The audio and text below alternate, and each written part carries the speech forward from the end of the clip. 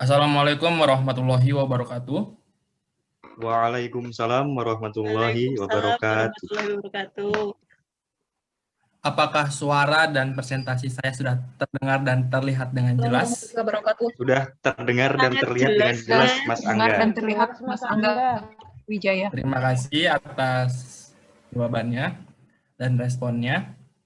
Izinkan saya memperkenalkan diri. Nama saya Angga Wijaya dari Manajemen Operasional Seismologi Teknik. Pada kesempatan ini saya akan mempresentasikan hasil resume jurnal saya sebagai salah satu tugas di Diklat PMG Ahli Angkatan 49 yang berjudul Real Time Production of PGA, PGV, Intensity and SA Maps Using Dense MEMS-Based Sensor in Taiwan. Terkait dengan karya tulis ilmiah ini, ditulis oleh Benjamin N. Yang, Himanshu Mittal, dan Yih-Min Wu pada tahun 2021, dan masuk dalam jurnal sensor dengan doi seperti berikut. Outline dari karya tulis ini terdiri dari pendahuluan, data, metode, hasil dan diskusi, kesimpulan, dan referensi. Pendahuluan. Berdasarkan pada gambar di sebelah kanan, seismotektonik yang berada di wilayah Taiwan cukup kompleks dan mengancam gempa bumi yang cukup tinggi. Seperti yang terlihat pada gambar, terdapat dua subduction, yaitu di selatan Pulau Taiwan dan di sebelah timur Pulau Taiwan, akibat dari pertemuan lempeng Eurasia dengan lempeng Laut Filipina. Untuk mengantisipasi kejadian gempa bumi besar, Taiwan telah mengembangkan suatu sistem Earthquake Early Warning atau EEW sebagai peringatan dini gempa bumi dengan menggunakan jaringan seismik NTU yang merupakan gabungan antara seismograf dan akselerometer dari CWB. CWB sendiri memasang 784 instrumen akselerometer berbasis MEMS sensor untuk merekam getaran dan guncangan akibat gempa bumi. Sistem EEW yang dikembangkan harus memiliki kerapatan sensor yang cukup rapat, seperti yang terlihat pada gambar sebelah kanan tadi. Pada gambar dengan simbol segitiga menunjukkan kerapatan sensor.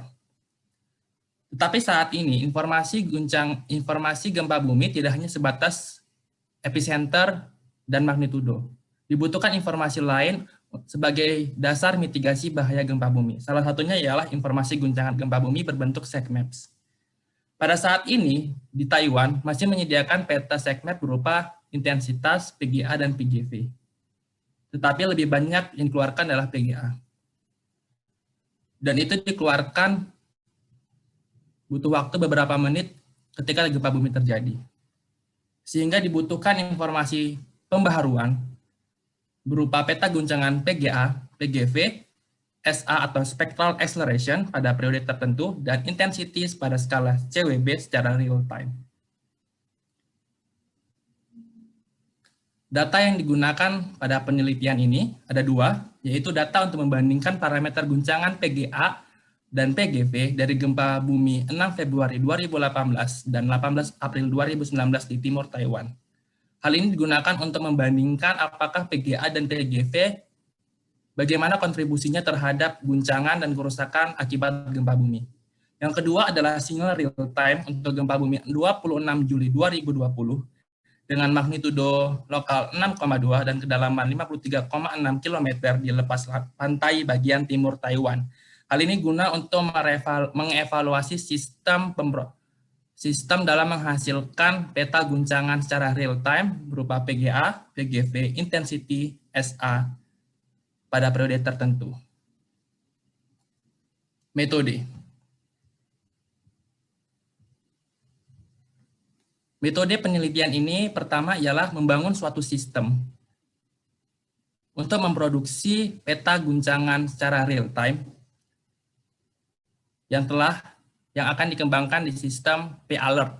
P-Alert ini merupakan sensor berbasis MEMS yang dikembangkan oleh CWB yang memiliki dua tipe, yaitu P-Alert dan P-Alert Plus.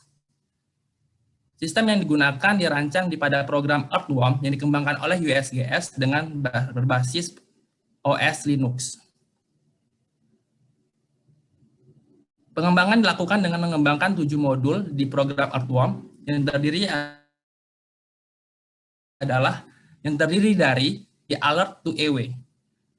P-alert to EW, P-alert to EW merupakan modul yang dikembangkan oleh CW memindahkan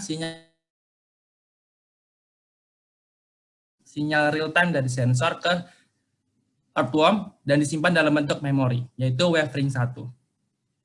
Selanjutnya, sinyal real time yang telah disimpan ditransform ke dalam bentuk sinyal velocity dan displacement menggunakan modul div-in yang ini.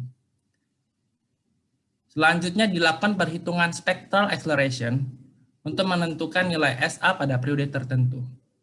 Pada metode ini, penentuan SA tidak berbasis FFT, yaitu Fast Fourier Transform, seperti biasanya, karena metode ini cukup lama dan membutuhkan waktu yang sangat lama pada pemrosesannya, sehingga pada penelitian ini digunakan rumusan lain untuk menentukan spectral acceleration seperti berikut ini. Rumusan ini sejenis dengan filter rekursif. Selanjutnya, hasil dari sinyal accelerometer, sinyal velocity, dan spectral acceleration disimpan dalam bentuk memori WaveRing 2. Selanjutnya ditentukan nilai maksimum absolute amplitudo dari setiap sinyal accelerometer velocity. Selanjutnya dalam modul pick up. Hasil amplitudo maksimum absolut disimpan dalam bentuk memori pick ring.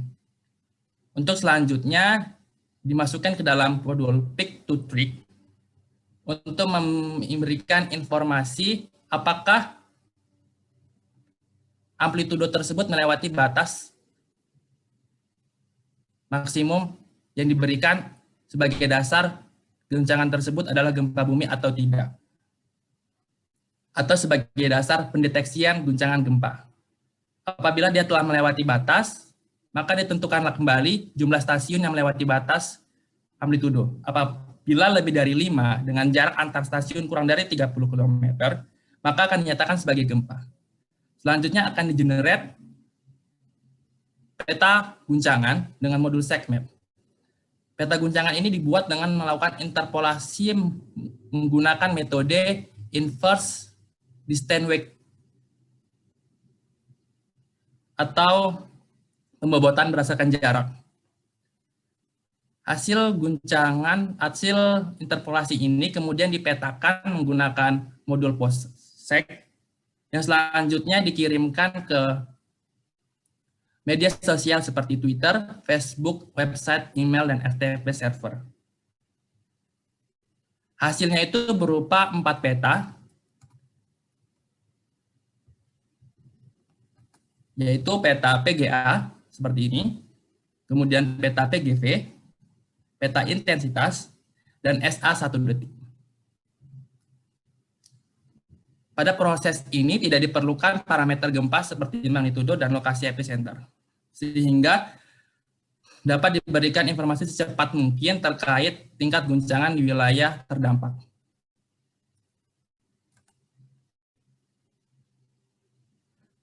Hasil dan pembahasan. Perbandingan antara parameter PGA dan PGV telah dilakukan analisa sebelumnya untuk menentukan parameter mana yang lebih berkontribusi terhadap kerusakan di lapangan. Dari kedua gempa ini menunjukkan nilai PGA terkontribusi dengan cukup tinggi di wilayah Taipei dan area sekitarnya. Tetapi berdasarkan nilai PGV, nilai tersebut hanya beberapa titik saja. Jika dihubungkan dengan kerusakan di lapangan, menunjukkan bahwa kerusakan di Taipei sangat kecil. Dan ini sesuai dengan kontur dari PGV, yang dimana wilayah Taipei itu tidak seluruhnya rusak dengan PGA yang tinggi. Hal sama juga terjadi pada gempa Hualien 2019 dengan MW 6,1. Jika dilihat, PGA yang cukup tinggi di sekitar wilayah Taipei dan beberapa wilayah lainnya. Tetapi untuk PGV hanya wilayah Taipei saja. Hal ini sesuai dengan kerusakan di lapangan, di mana kerusakan hanya terjadi di wilayah Taipei. Berdasarkan penelitian Wu dan kawan-kawan pada tahun 2004 juga menunjukkan bahwa peta guncangan PGV lebih menggambarkan area kerusakan di lapangan. Sehingga informasi selanjutnya tidak hanya berupa nilai PGA saja, tetapi juga peta guncangan dari PGV atau peak ground velocity. Sedangkan hasil real-time SecMaps yang dirancang itu dapat berjalan dengan baik dan berhasil memberikan informasi guncangan gempa dalam bentuk nilai PGA, PGV, intensitas, dan spectral acceleration pada periode 1 detik pada kejadian gempa bumi 26 Juni 2020 dengan magnitudo ML 6,2. Sistem ini dapat memberikan informasi guncangan pertama kali 45 detik setelah origin time atau waktu asal gempa bumi. Selanjutnya, peta guncangan mulai stabil pada detik ke 130 detik. Informasinya dapat seperti yang terlihat pada gambar. Sistem memberikan informasi ini pada kedua media sosial, yaitu Twitter yang sebelah kanan dan Facebook yang sebelah kiri.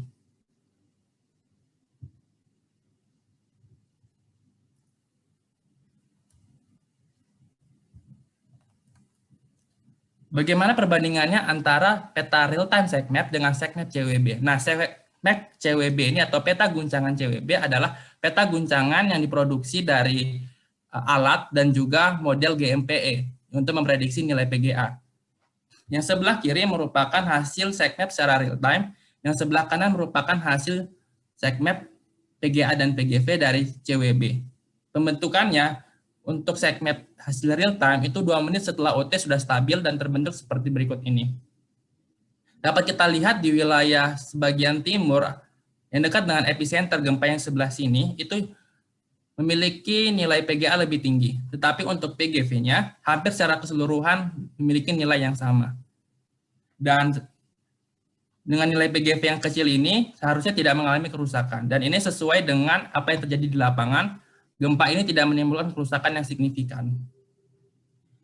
Jika dibandingkan dengan nilai CWB, wilayah kerusakan terkontribusi juga di wilayah timur Pulau Taiwan. Hal ini hampir sama dengan peta hasil real-time SecMap. Tetapi hasil real-time SecMap dibuktikan dapat memberikan informasi lebih cepat dibandingkan peta SecMap oleh CWB. Kesimpulan, instrumentasi P-Alert yang merupakan akselerometer berbasis MEMS terbukti sangat efektif dalam menghasilkan berbagai SecMap atau beta guncangan dan dapat segera mengeluarkan peringatan dini gempa bumi ke berbagai bangunan termasuk sekolah. Yang kedua, setelah peningkatan, sistem P-Alert dapat menyediakan PGV, SA dari berbagai periode, dan peta guncangan skala intensitas CWB sebagai tambahan dari peta guncangan PGA. Yang ketiga, pembaharuan yang menghasilkan peta guncangan gempa tambahan akan membantu menggambarkan wilayah yang terdampak gempa dan dapat memberikan bantuan sedini mungkin untuk mengurangi bencana gempa bumi. Dan yang terakhir, kedepannya diharapkan dilakukan perluasan jaringan seismik dan menggabungkan peta guncangan gempa yang dihasilkan dengan beberapa komponen bangunan yang terkait dengan konstruksi dan desain bangunan untuk selanjutnya menghasilkan peta bahaya seismik secara real-time di wilayah kota-kota penting di Taiwan. Berikut adalah referensi yang digunakan pada penelitian ini. Terima kasih. Berikut selesai sudah presentasi saya berikan kesempatan 2 penanya kepada Bapak Ibu, dipersilakan memberikan pertanyaan.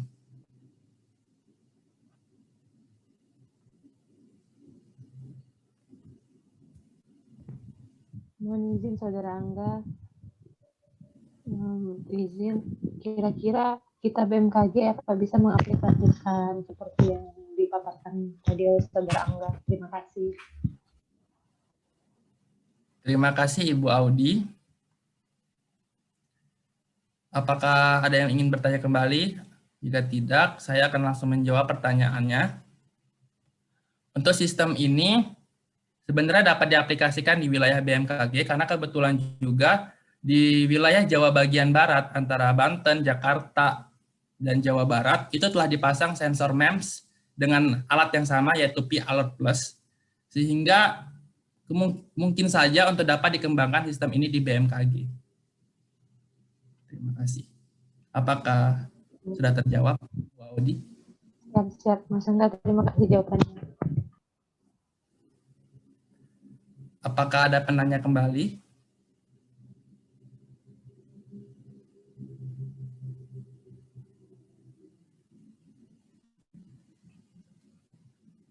Mungkin bisa diberikan pertanyaan satu lagi.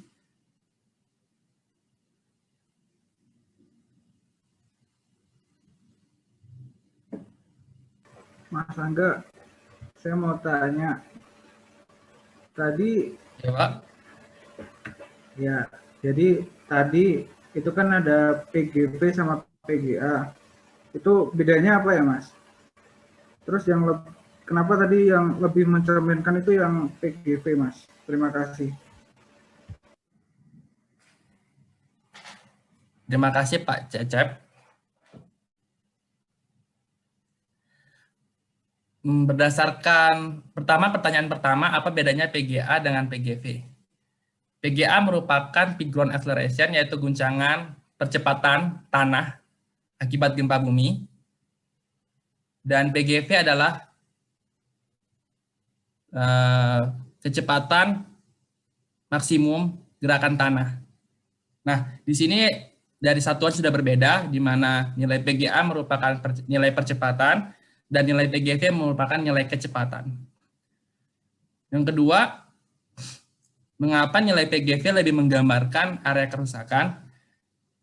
Hasil ini merupakan hasil kajian, dan secara kajian itu menunjukkan bahwasannya nilai PGV itu lebih menggambarkan area terdampak. Jadi area terdampak bukan berarti nilai PGA tidak menggambarkan, tetapi untuk area secara konturnya itu PGV lebih menggambarkan bahwasannya area ini sesuai dengan area terdampak. Seperti itu. Hasil ini merupakan hasil beberapa kajian dari penelitian UYM dan lain-lain. Dan hasil dari penelitian ini juga menunjukkan bahwa nilai PGV lebih menunjukkan area terdampak daripada nilai PGA. Seperti itu. Terima kasih, Mas Angga. Terima kasih, Pak.